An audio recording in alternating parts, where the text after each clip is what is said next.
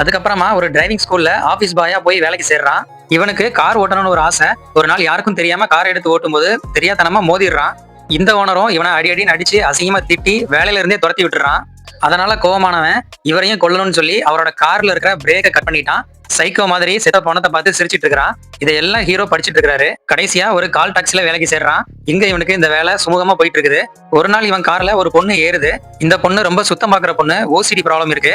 So இவன் car சுத்தமா இல்லைன்னு மூக்க முடிக்கிறா. இதை இவன் குறுகுறுன்னு பாத்துட்டு இருக்கிறான். அவன் இவளை முறைச்சு பாக்குறத அவன் நோட் பண்ணிடுறா. இவன் முறைச்சு பார்த்தத அவன் என்ன தப்பா பாக்குறான்னு சொல்லி எல்லாருக்கிட்டையும் அடி வாங்க வச்சிடறா.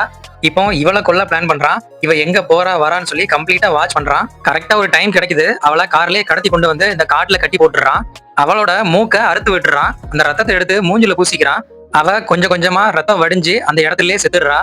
இவன் சின்ன வயசுல இருந்தே திருக்குறளை படிச்சு வளர்ந்ததால அந்த குரலுக்கு மாறா யாராவது நடந்தாங்க அப்படின்னா அவங்களெல்லாம் தேடி தேடி கொலை பண்றான். இந்த பொண்ணு தன்னோட ஃப்ரெண்டோட நடத்தைய பத்தி தப்பா இன்னொரு ஆள்கிட்ட பேசிட்டு இருக்கிறா.